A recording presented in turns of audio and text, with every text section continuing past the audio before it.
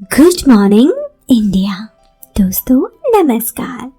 दोस्तों, हमारे चैनल की कहानियाँ रोज़ाना सुनते रहने के लिए आप हमारे चैनल को सब्सक्राइब कर सकते हैं। इस वीडियो के पसंद आने पर आप इस वीडियो को लाइक कर सकते हैं। चलिए अब इस प्यारी सी कहानी को शुरू करते हैं और आप इस कहानी को सुनते वक्त ईयरफोन या फिर हेडफोन का उपयोग करें।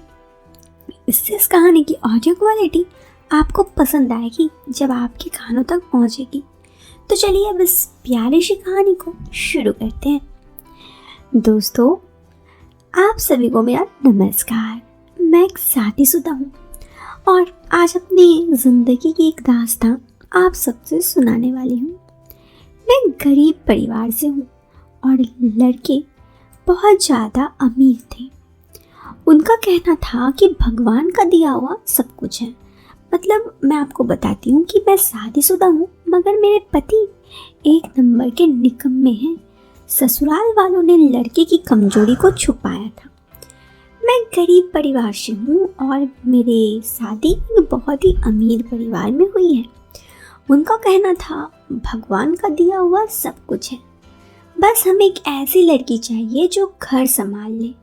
2 कपड़ों में ही ले जाएंगे। बाप का साया तो नहीं था तो सभी ने माँ को समझाया कि इस घर में ब्याह दे, सारी उम्र खुशी से कटेगी।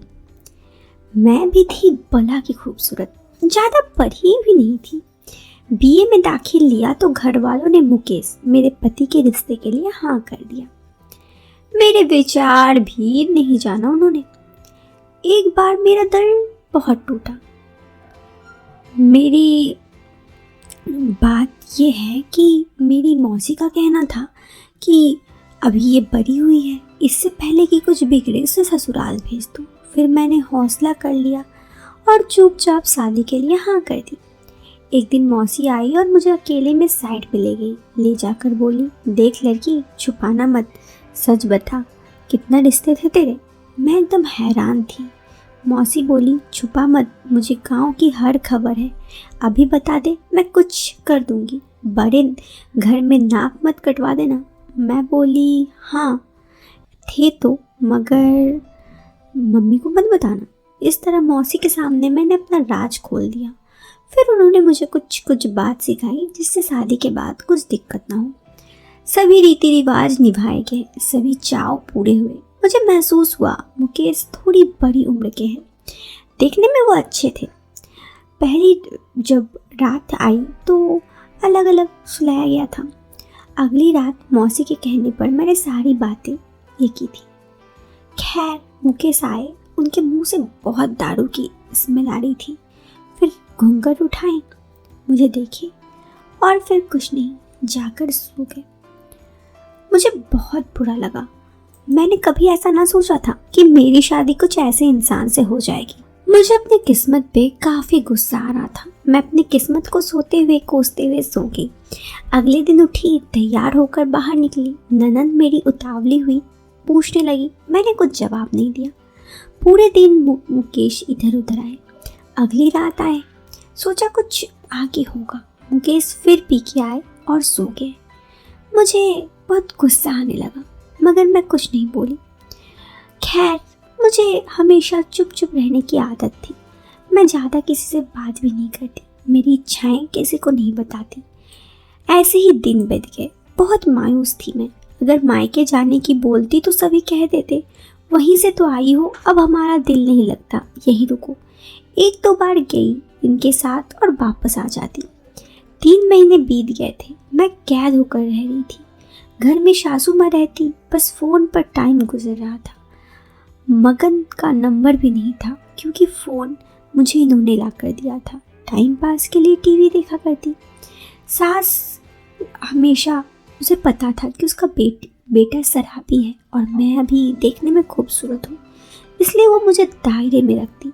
शादी के बाद हमेशा मैं उनके साथ ही रहती। 4-5 महीना में सासू जी बोलने लगी, पोते की मुँह दिखा दो। तब तक मैं सलीके में रहने लगी। अब सास को लगने लगा कि मैं बहुत ज़रीफ हूँ, ये वैसे नहीं है। थोड़ा यकीन करने लगी मुझ पर। अब वो रिश्तेदार के पास चली जाती मुझे छोड़कर। तभी इन लोगों की सलाह के ऊपर के हिस्से में जो लकड़ी का काम होने वाला था, अब वो काम पूरा करवा लिया जाए। तो सास बोली, हाँ पूरा कर लो, पीछे सीढ़ियाँ चढ़वा दो और ऊपर किराए पर दे दो, इतना बड़ा घर है, ऊपर जाने की ज़रूरत ही नहीं है। मैं सुन रही थी मगर मुझे इन सब में कोई खास ध्यान नहीं था।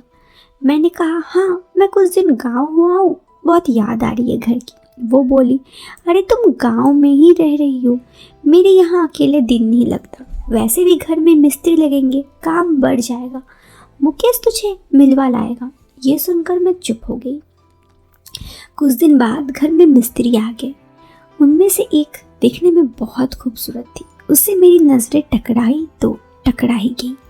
वैसे तो मैं उनके पास नहीं जाती, दूर से ही उनको देखती, बहुत ज़्यादा देखती और ख्याल करती। वो भी जब मुझे देखते तो बिना नजरें हटाए नहीं देखते। उनका नाम गुलाब चंद्र। घर की बात होती थी कश्मीरी में, बहुत ज़बरदस्त कारीगर थे, बहुत होनहार है उनका हाथ। गुलाब भी मेरा दीवाना हो गया था, मगर हम अभी भी करीब नहीं आए थे।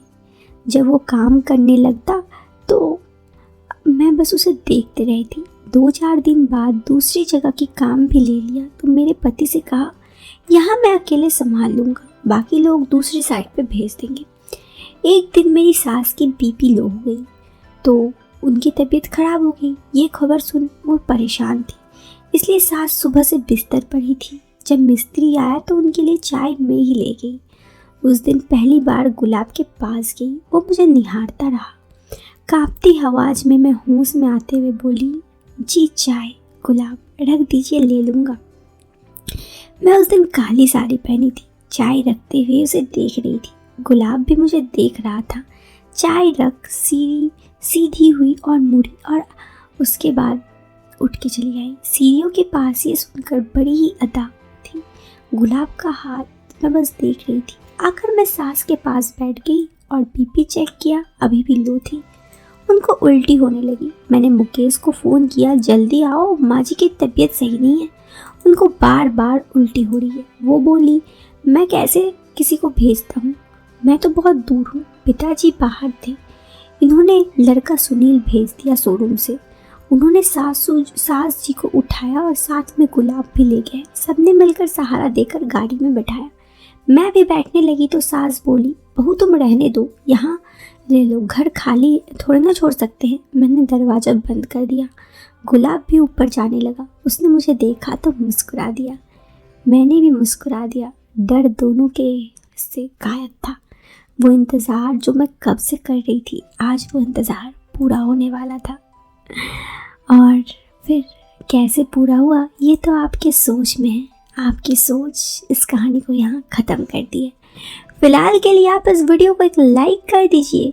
चैनल पे पहली बार आए हैं तो सब्सक्राइब जरूर कीजिए। हम मिलते हैं फिर एक नए वीडियो में एक नए और इंटरेस्टिंग टॉपिक के साथ।